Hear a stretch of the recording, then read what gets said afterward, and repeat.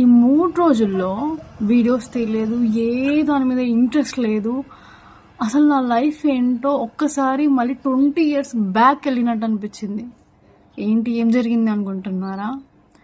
అసలు ఎలా ఉండిందంటే ఈ 3 రోజులు సినిమాల్లో కూడా ఇంత నిజ జీవితంగా ట్విస్ట్లు కూడా పెట్టలేరు, అంత భయంకరంగా ఉండింది.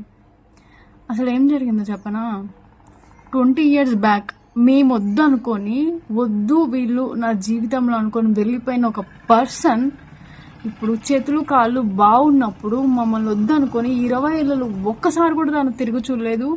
తన కోసం వెయిట్ చేసి చేసి చేసి మేము కూడా అలసిపోయాం. ఇప్పుడు ఎక్కడుందో చనిపోయిందేమో అని అనుకున్న ఒక పర్సన్ హాస్పిటల్ బెడ్ మీద లేని పరిస్థితిలో మీరు నా వాళ్ళు అని చెప్పుకొచ్చింది. ఎలా ఉందో కదా. అన్నీ ఉన్నప్పుడు ఒక్కసారి కూడా తిరిగి చూడలేదు. మేము బతికామా చచ్చామా అని కూడా పట్టించుకోలేదు. మేము తింటున్నామా, ఎలా ఉన్నామా, అసలు మేము పెరిగినాక ఎలా ఉన్నామో కూడా ఆ పర్సన్కి తెలియదు. అలాంటి ఒక పర్సన్ 20 years తర్వాత మాకు గుర్తు కూడా లేదు తన ఫేస్.